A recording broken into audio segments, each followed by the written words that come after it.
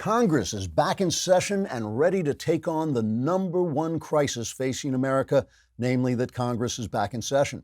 The lawmakers return to Washington facing a full agenda, including financing the government so they can get money to pay for Congress, so they can finance the government, so they can get money to pay for Congress, so they can finance the government. D.C. residents welcomed the legislature back by running away from the Capitol building in a panicked mob, clutching their wallets and screaming as if Godzilla was chasing them. When they found out Godzilla actually was chasing them, they calmed down and said, "That's a relief. We thought it was Congress." On the House side, Democrat Jerry Nadler said he had enjoyed a lazy summer, just wasting time and spending money by way of practicing for his return to government work. Nadler's list of things to do includes threatening to impeach President Trump, threatening to investigate President Trump, threatening to investigate impeaching President Trump, and subpoenaing the last few Americans he hasn't interrogated yet, including the scary clown from the Stephen King movie and the guy who runs the Dairy Queen in Aspinwall, Pennsylvania, a suburb of Pittsburgh. House Speaker Nancy Pelosi said she was happy to come back from wherever she'd been to wherever she was now and was looking forward to churning out useless anti-Trump bills that would never become law until she had completely wasted the rapidly dwindling time remaining to her life. In the Senate, Majority Leader Mitch McConnell listed his priorities as getting more judges confirmed, talking very slowly with a deadpan expression, and then getting more judges confirmed, and then talking slowly some more. McConnell was asked yesterday why he hadn't mentioned gun control in his agenda. He should be done with his answer sometime this afternoon. Meanwhile, though the parties remain sharply divided, Congress hopes to bring the nation together on the issue of giving them more money for their important work of getting more money. Trigger warning, I'm Andrew Klavan, and this is The Andrew Klavan Show. I feel hunky-dunky, life is tickety-boo. Birds are winging, also singing hunky-dunky-doo. Ship-shaped, ipsy-topsy, the world is zippity-zing. It's a wonderful day, hurrah, hooray! It makes me want to sing. Oh, hurrah, hooray! Oh, hooray, hurrah! All right. When I was a kid, really before I was even a teenager, I remember listening to things that people said to me and asking myself, is that true or is it just easy? I find myself still asking that question a lot today. I guess because I'm from that generation that listened to John F. Kennedy say we were going to the moon, not because it was easy, but because it was hard. And this is one of the reasons, I don't like a lot of Christian entertainment. For that matter, I don't like a lot of Christian thought and preaching. And my central problem with it is that it makes faith look easy and happy and pleasant instead of difficult, a difficult road to a higher joy. I think conservatives do the same thing with politics. We tell you capitalism and freedom and morality are going to make everything better. And that is true in the grand sense, but not always true in your immediate life right now. In fact, what we conservatives and we Christians are proposing is hard. It's a harder life, and it's only a better life in a high sense, not necessarily in the low sense. Abortion is a perfect example. You're a guy, you get a girl pregnant, you don't want to marry her. She doesn't want to marry you. You've both got your careers and your social life going on. Neither of you wants to have a baby. Abortion is easy. Doing what's right is hard. The Democrats keep telling us that climate change is our World War II, which at least has the benefit of being hilarious. World War II, everybody's son, husband, and father, even movie stars, millionaires, left home, went to endure the rigors of basic training, and many of them risked being shipped out into mortal danger to push back against a cancerous present evil. With climate change, a bunch of wealthy Democrats funnel your tax dollars to billionaire political donors in order to subsidize their useless businesses with the word green in the title to fight back against clouds. Risking your personal life for righteousness' sake is hard. Virtue signaling and risking nothing while flying on your private jet to green energy conferences is easy. Welfare is easy. Work and risk are hard. Sex with strangers is great. Building a relationship is hard. Drugs are fun. Sobriety is hard. If you ever wonder why we as conservatives and as Christians feel like we're swimming upstream in the great debate of our time, it's because we are. This is a country that has generated a lot of wealth and offers a lot of ease and fun and virtue signaling for no apparent cost and no apparent risk. The fact that it'll one day all collapse on our grandchildren is really not that big a worry. They'll think of something and we'll be dead then, so what? We have to understand the human brain, the human body are not built for freedom. They don't like it. They don't want it. They want to eat and drink and screw around. In times of scarcity, we do what's right out of necessity. When the money comes rolling in, we do what comes naturally. My generation inherited the wealth of centuries. we went nuts. We threw it all away, and we sold you a crap philosophy of free stuff and free sex and murdered babies and unsustainable debt, and you bought that crap philosophy because it was easy.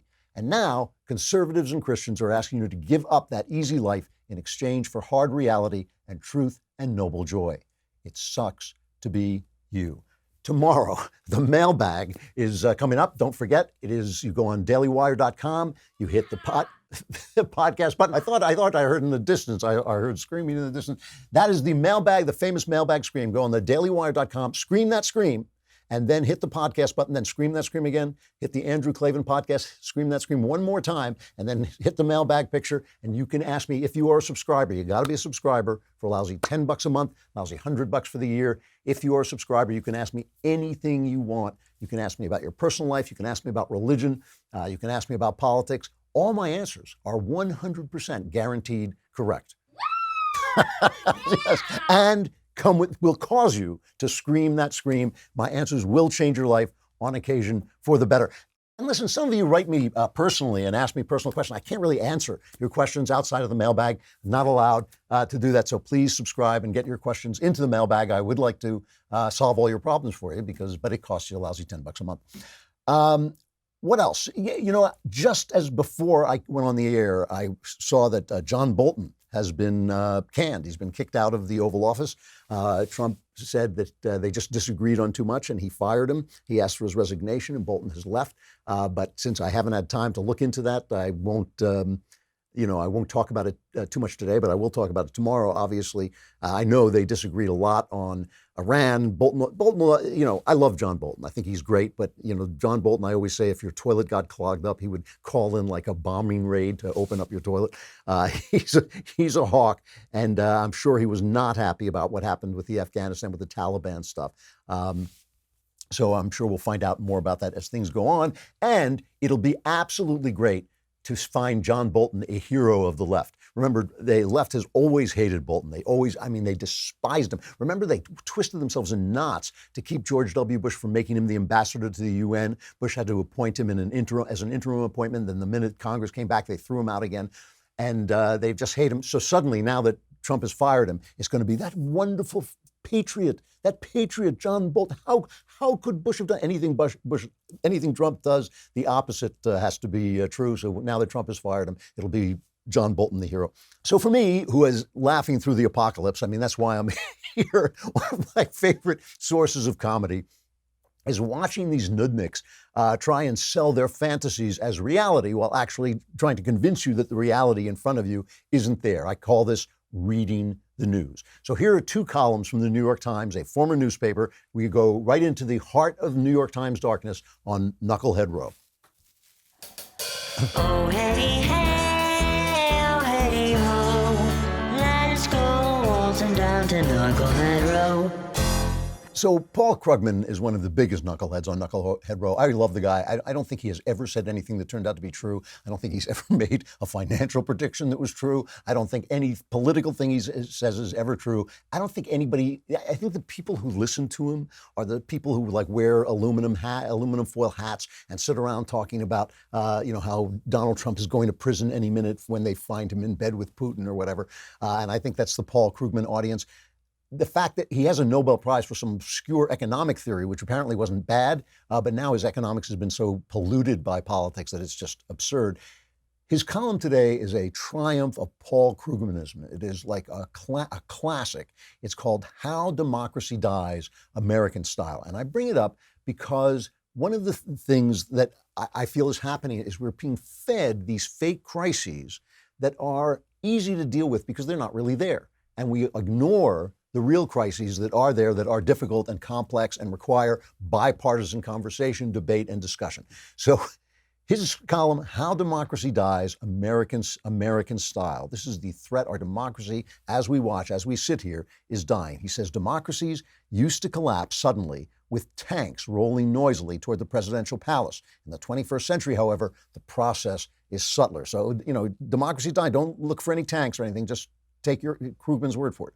Authoritarianism is on the march across much of the world, but its advance tends to be relatively quiet and gradual so that it's hard to point to a single moment and say, this is the day democracy ended. You just wake up one morning and realize it's gone. So what is he talking about? I mean, this is something that concerns me, the end of democracy. I think that when the EPA, an unelected drone at the EPA can declare your bathtub a public waterway and come in and tell you can only take a bath at certain times, when they can talk about banning everything on earth, their cheeseburgers, that the federal government is going to have the power to ban your cheeseburgers because to save the environment. When Barack Obama used the IRS to silence the Tea Party, yeah, that was a threat to democracy. I'll tell you what I thought was one of the true big threats to democracy, and you never heard a word from anybody at the New York Times on this, was when President Obama, this was 2011, President Obama told the Justice Department to stop defending the constitutionality of the Defense of Marriage Act. Okay, remember that was a Clinton-era law that said that marriage was between a man and a woman. And basically, Obama said he was not going to defend it anymore. So my question is this: if the legislature can pass a law and the president can just decide that he's not going to defend it or enforce it, right? What makes it a law? And what keeps him from being king? Why isn't he king when he does that, when he decides what the laws are rather than the legislature? Obviously, the Department of Justice is there to enforce the laws the legislature makes, not to determine that they are unconstitutional when no one has ever said that. But none of this is what is bothering Paul Krugman. What does he see as the great threat to democracy? I will give you 3 guesses. No, you are wrong. It is Sharpie Gate.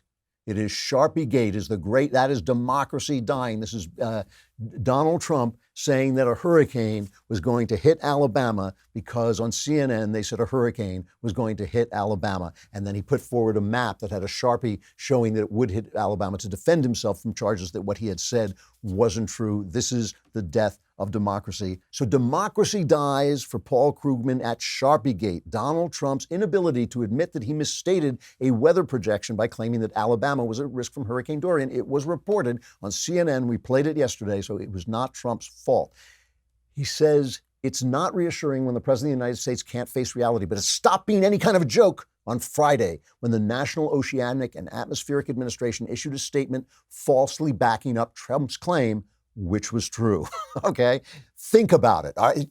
Think about it, says Paul Krugman.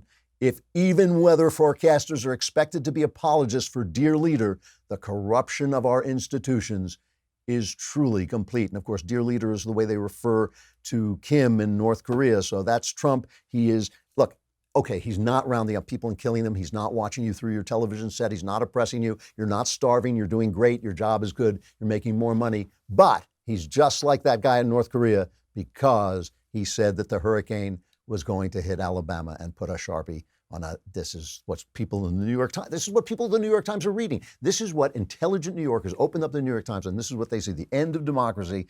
I mean, this is a terrible, terrible thing. And they push this, they put out a thing, the Washington Post and CNN pushed a study that's saying President Trump's 2016 campaign rallies caused an upsurge, a 226% spike in hate crimes in the areas in which they were held. Okay, this is the kind of thing they're pushing, the end of democracy because of President Trump. So a Harvard University PhD student, Matthew Lilly and Brian Wheaton, 2 of them, got together with Reason magazine associate editor Robbie Schwab and debunked the original study's finding, right? They looked at the methods that were used to figure this out, all these hate crimes that were coming up whenever Trump held a rally. And they found that using additional data, this is their writing, we also analyzed the effect of Hillary Clinton's campaign rallies, and the ostensible finding Clinton rallies contributed to an even greater increase in hate incidents than Trump rallies. Of course, what they found is that people went to rallies, that rallies are held in cities, that there are more hate crimes in cities, that the people, when they go there, maybe that stirs up other people who are around. Anyway, it was all nonsense. But this is what they're pushing, the end of democracy. What else? It's not just Sharpie Gate, though. It's not just Sharpie Gate that has Paul Krugman worried. He says, as part of its jihad, there is a jihad. You remember jihad. We're not allowed to say who has jihads, but we are allowed to say that Trump has a jihad. is jihad against environmental regulation. The Trump administration has declared its intention to roll back Obama-era rules mandating a gradual rise in fuel efficiency. First of all, these rules have been more dangerous than anything else. They've caused the car companies get around them. My car does this. I have a fairly new car. When you step on the brake, the engine stops and then it starts again when you take your foot off the brake, and that helps them to duck under the EPA rules. I mean, it's all just nonsense. It costs you money. It's not doing anything. Recently, the Trump administration took off the bans on methane, and all the environmentalists went nuts. Methane is not a big problem in America, but putting restrictions on it helps the big oil companies and stops the small oil companies from rising up. Let me just show you why this is happening, though, why this kind of fantasy crisis is going on. Congressman Sean Duffy from Wisconsin and his wife, Rachel, who they have 8 kids and she's pregnant, they went on The View, okay? And they're trying to explain to these elite coastal millionaire entertainers that life has been very tough in the Midwest, that Obama, when he sat around and said these jobs are never coming back, and when people say, oh, we'll give you a guaranteed income, they're talking to people who have lost everything. Communities have collapsed, factories have closed, people have been out of work, and suddenly, in the Donald Trump administration, they're coming back to work. And the audience, this View audience that has been trained by The View to think what they think and probably agrees with them anyway, sits there and groans and moans, and they can't believe that this is an important thing that people in the middle of this country who aren't even in New York and LA. So do they even exist? Is there actually a place between New York and LA? That they want their jobs back so they can feed their kids, so they can have dignity, so they can have purpose and meaning in their lives and independence in their lives. And Joy Behar says, yes, but your jobs are bad for the environment. Listen to this meeting between reality and fantasy. As conservatives, we're implementing a lot of conservative policy that are making people's lives better. Their economies, their economies are stronger, their salaries are rising, their opportunity is growing. You guys may not see that in New York and California, but in the middle of America, that's happening. But Congressman, but hold on a second. I think what's important to note that they're leaving despite a great opportunity to implement policy. They're making decisions individually about their families like we are. You have so many children. Don't you worry about the environment? He's terrible on the environment. I would think that alone could turn you against him. Go ahead. That's your children's future. I really think it's hard. I do believe it's really hard to see when you are in these coastal bubbles. If you live in middle America, we live in rural Wisconsin. The towns have turned around. The factories are back. People have jobs. There's more jobs than there are people to fill them. And that was not a lot of times at the expense of the environment. But one point, not Troy, good. The regulations that you want to implement isn't going to cost you your job. I would gladly give up my job if I could have a magic wand to make it all go back to where it was. That's an amazing thing. First of all, that she's so self-deceived that her fantasy has engulfed her that she thinks she would give up her job. She might now that she has millions to fall back on, but if she didn't have money, like these people didn't have that kind of money, she wouldn't give up her job. She wouldn't give up her job for some magic wand that make things go back the way it was, is what she's saying. To go back the way it was. To when? To when? I mean, our output of pollutants has gotten better since Trump has taken office. It's just a pure fantasy. And this woman is sitting there telling her that these towns that she's never seen and just flies over in first class, that she doesn't care about, are coming back to life, and she doesn't give a damn because she's got this fantasy world in which we're facing this climate crisis that she's willing, oh, how willing she is to give up her job. You can just see her, the sacrifice, the make-believe sacrifice that she is willing to make believe to face this make-believe crisis is so make-believe that it moves you to tears how real her make-believe is. Meanwhile, back on the New York Times, let's play, well, you know what, we won't play Knucklehead Row because this is the one guy on the New York Times page, Ross Douthat, who I actually have a lot of respect for. I don't always agree with him, but he is an honest guy who faces the problems. He's talking about something else. So listen to what Ross Douthat says about fantasy versus reality. It's called The Age of American Despair. He says, this week, CNN devoted 7 hours of programming to climate change, bringing the leading Democratic candidates on stage to grill them on the issue. You can't grill them because we can't have cheeseburgers anymore. But anyway, I have no complaints about the decision, he says, but I wish that some network would set aside a similar amount of time for a more immediate crisis, one that is killing tens of thousands of Americans right now, more than the crack epidemic at its worst, more than the Vietnam War. A new report from the Senate's Joint Economic Committee, and just think about how often you've heard about this compared to climate change, charts the scale of this increase, a doubling from 22.7 deaths from despair per 100,000 Americans in 2000, right, to 45.8 deaths per 100,000 in 2017, easily eclipsing all prior 20th century highs. More people killing themselves out of despair in America than ever before. By way of comparison to climate change, this summer's National Climate Assessment estimated that rising temperatures could cause between 4,000 and 10,000 additional heat-related deaths annually by the end of the 21st century. So in fantasy land and fantasy prediction land and computer, the fantasies of computers, it's possible at the highest, worst level that at the end of the 21st century, right, 10,000 people a year could die. That's the worst prediction from a computer that might happen at the end of the 21st century. But had deaths of despair remained at 2000 era levels, approximately 70,000 fewer Americans would have died this year alone. Think about this. I know figures are hard to keep up with, but 70,000 fewer Americans would have died. In other words, despair has killed 70,000 more Americans this year than they would have in 2000. Unbelievable, unbelievable. And then he goes on in a very mature way to talk about the fact that it's very difficult to know what the sources are. Maybe these are different crises. Maybe it's a drug crisis and a despair crisis. Maybe it's a joblessness economic crisis and a drug crisis and a despair crisis. Maybe we have to come to it from spiritual, economic, and technocratic ways. It's a complicated problem. You know why? Because it's real. Because it's a real problem. This climate crisis is not a real problem. And so many of the things, reality is important to talk about because as only the truth will set you free and only the truth can solve your problems. And meanwhile, the Democrats are pouring out these things. Daniel French has a column in National Review today where he talks about that almost everything Elizabeth Warren, how Elizabeth Warren has a plan for that? Everything she talks about, I have a plan for that. He says almost all her plans are unconstitutional and wouldn't make it past the law.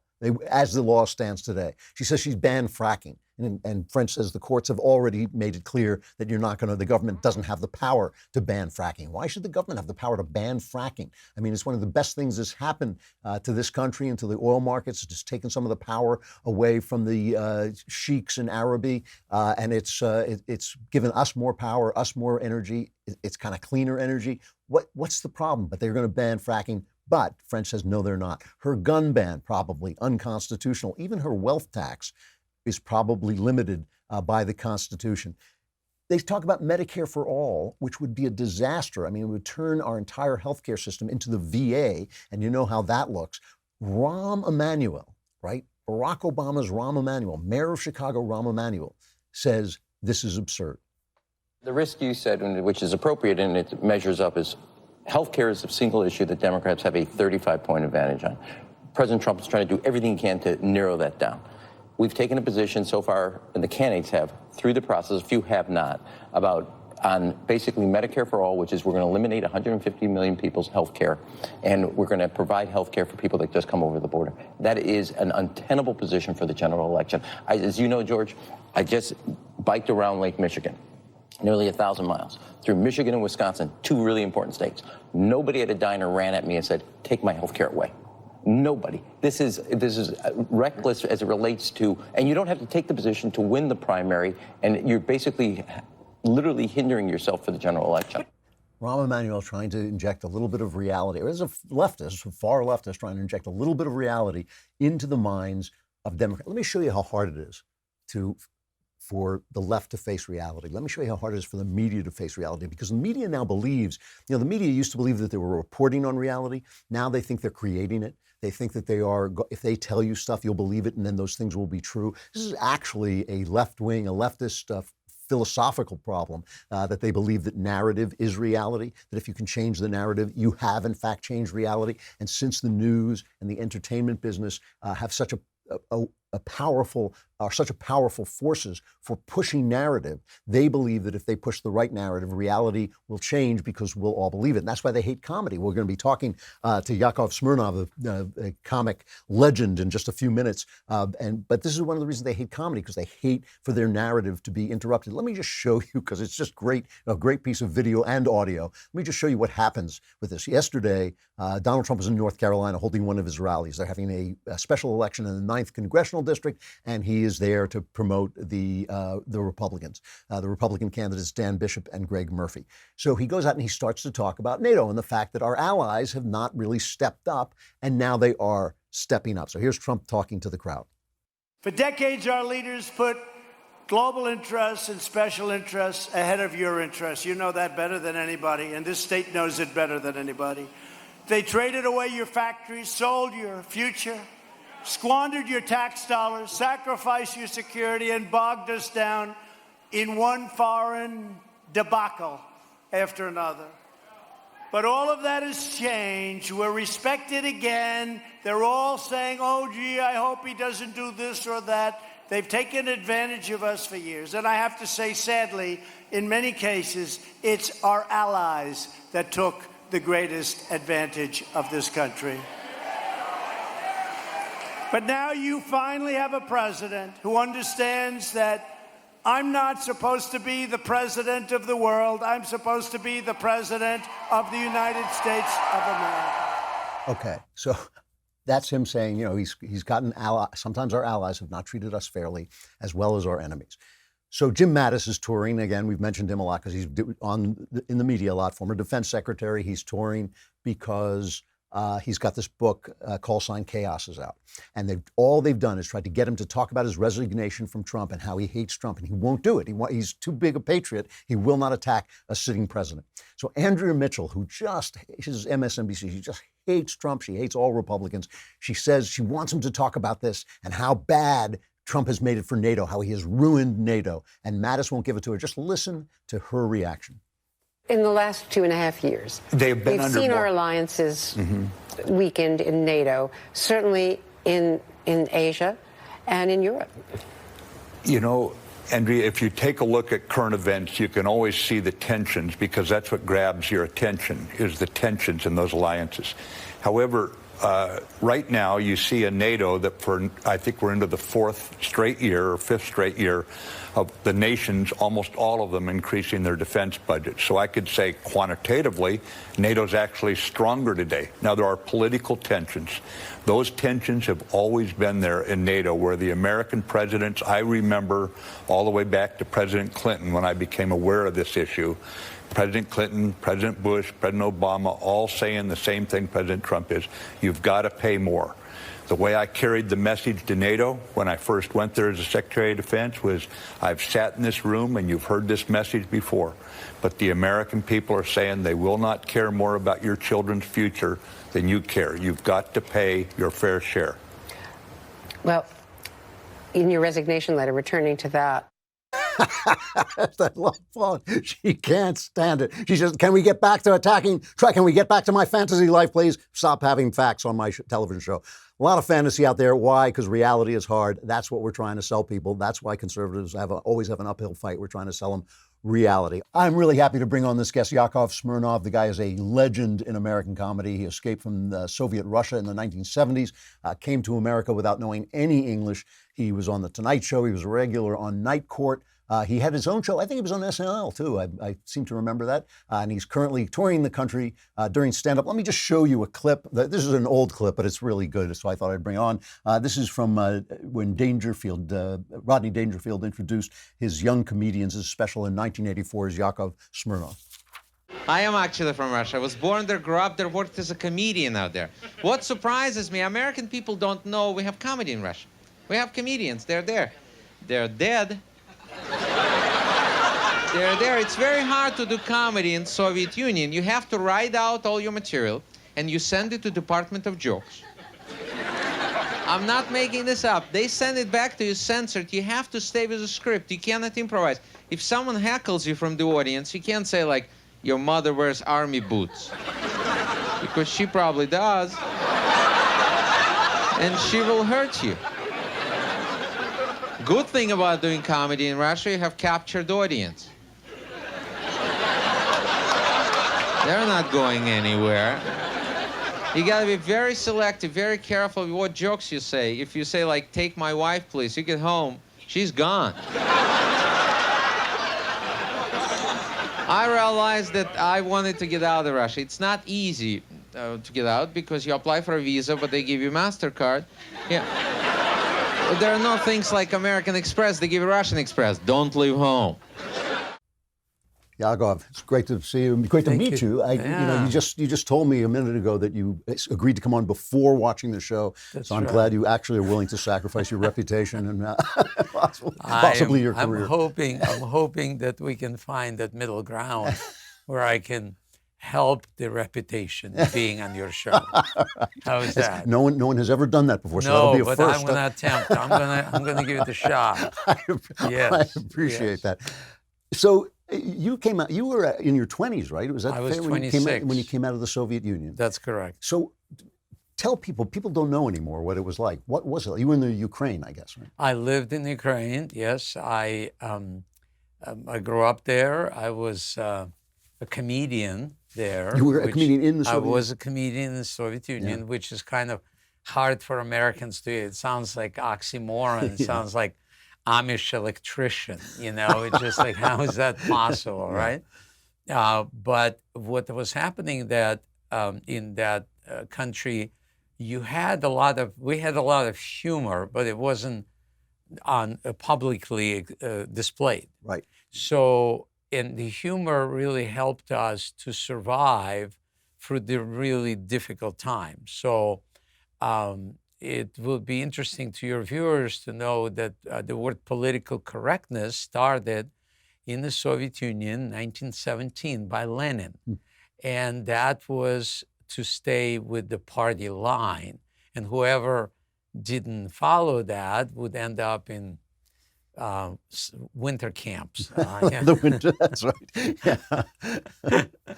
And so I grew up kind of understanding that fine line that I can't say something in public, but people who I trust, I can tell something that makes the government or the politics ridiculous. And that would create laughter. And that would help. And I grew up with my parents were funny. And I remember asking my mom, I said, where do people come from? And she said, well, there was Adam and Eve, and then they had a baby, and that's how people multiplied. And I went to my dad, and I said, Dad, how people came about? And he said, well, there were monkeys, and they evolved. And so I go back to my mom, and I said, Mom, so how come you say there was Adam and Eve? And Dad said that there was monkeys, and my mom said, well, I was talking about my side of the family. So I grew up with this very funny family and used humor to kind of release the tension. Okay. And tension was all over the place. We had to stand in line for food. I mean, since I was a little kid, my grandmother would put me, I was maybe 6, and my job was to stand in line for bread. And it would be like till we get bread, which could be a couple of hours. And then she would go in line for milk. And that's how we would, live. And it was normal. Everybody lived like that. We lived in a communal apartment.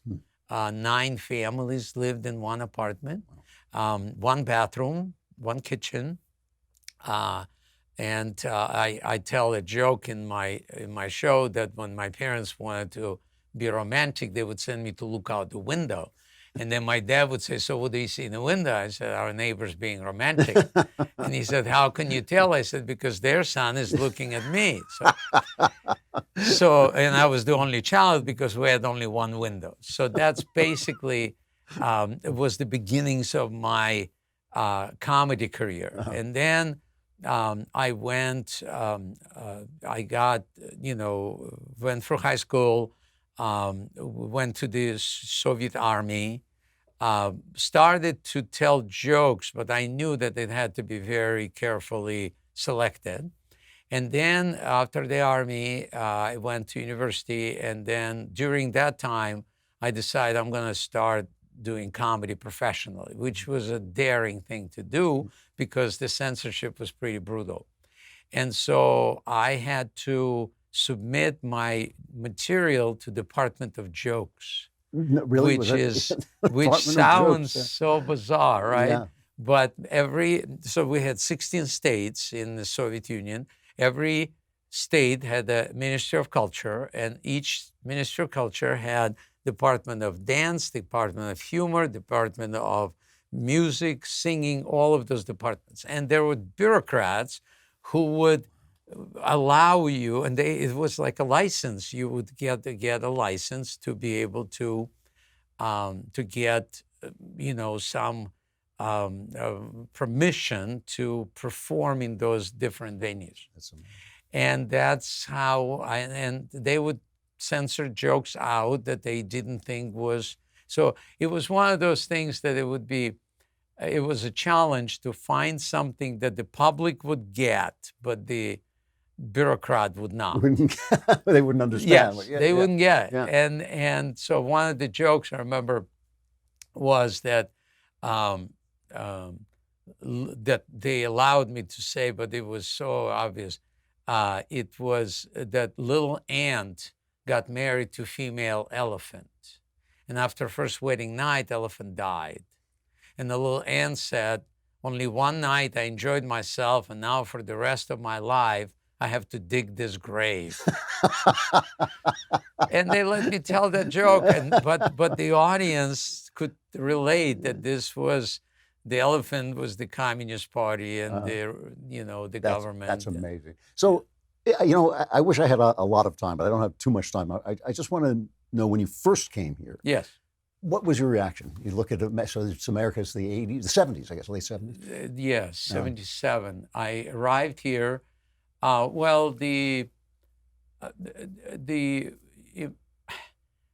was a moment. My dad was very much into understanding America.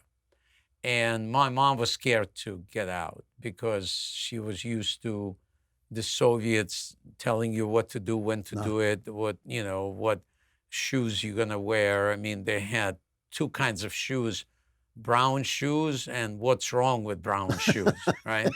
So she was comfortable with that. Yeah. So for her, it was a little bit challenging. I was excited. My dad was excited. My mom, she would go to the department, to the supermarket, and she would be depressed because she said, I had a purpose in the Soviet Union. I had to stand in line for this and this and this and this. And now I can walk into a supermarket and I can get whatever I want for the whole week. Yeah. What am I going to do?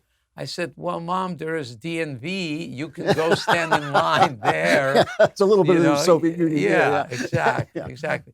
So my excitement, again, I didn't speak English. I wanted to do comedy, but I knew that I need to learn the language. And I was excited, amazed, but scared at the same time. Mm-hmm. And Americans have been so kind and so loving. The people who we found an apartment in Washington Heights in New York, and it was like tiny place, and the lady, Mrs. Landau, who kind of organized all she paid the difference. We didn't have much money. We only had $50 left. And there was like $240 rent for the first month. And she paid out of her pocket and gave us our first home in America. Wow. And I never imagined that possible because in the Soviet Union, you just wanted to survive. Sure. So the altruism was not giving. What is that? So I tell a joke in my show that two communists are talking to one another. One said, let me ask you, if you had two houses, would you give me one? And the other said, of course, you're my fellow communist. Of course I give you one. If you had two cars, would you give me one? Yeah, why even asking? That's what we're supposed to do. We share things. Of course I give you one. If you had 2 chickens, would you give me one? No. Why not? I have 2 chickens.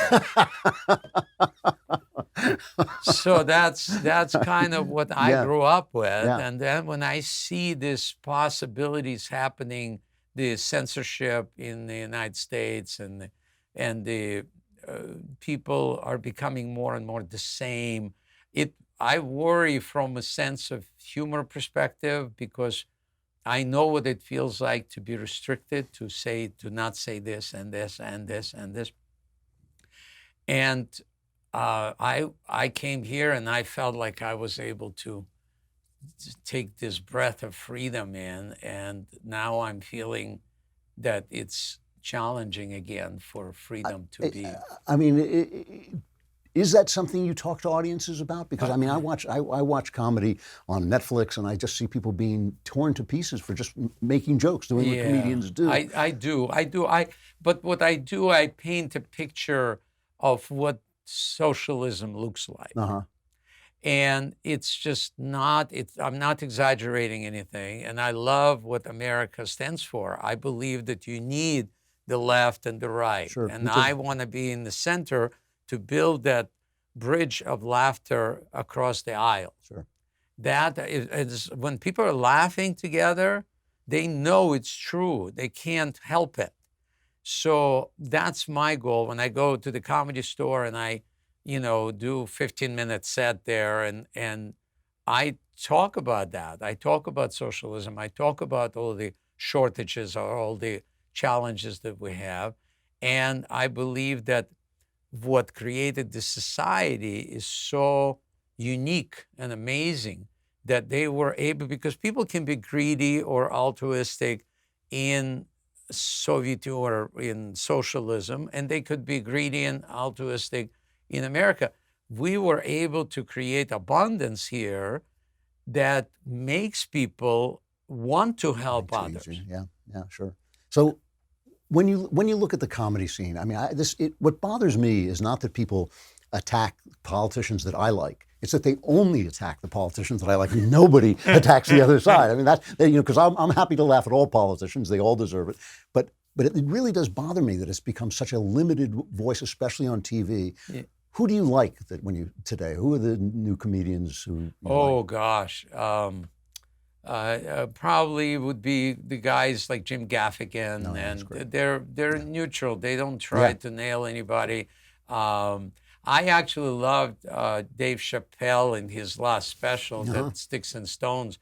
I think it's very daring and very funny, and he's so likable that you kind of have to laugh, and you will laugh on the left or you will laugh on the right because you see the craziness of that. Yeah. So I think there are people out there that are, Joe Rogan also takes on those topics and being true to himself and staying in the center and helping people kind of see the ridiculous part that we don't get to see unless we use some humor. Yeah. Well, listen, I'm sorry I'm out of time, but it's great talking to you. I can hear, I have to say, when I'm listening to you, I've been around comedy my whole life. My father was a comedian. And by listening to your jokes, I can hear how incredibly well crafted they are. That elephant and ant joke is brilliant. A brilliant joke. Yakov Smirnoff, thank you. Where can people find you if they? Yakov.com or Yakov_Smirnoff on Instagram or Twitter. Okay, great. Yeah. Thank you so much for coming on. I hope your reputation survives. I hope so. All right. I got to stop there. I'm out of time. I went a little long, but it was worth it. I'll be here tomorrow. Don't forget the mailbag. Get your questions in now. I'm Andrew Klavan. This is The Andrew Klavan Show.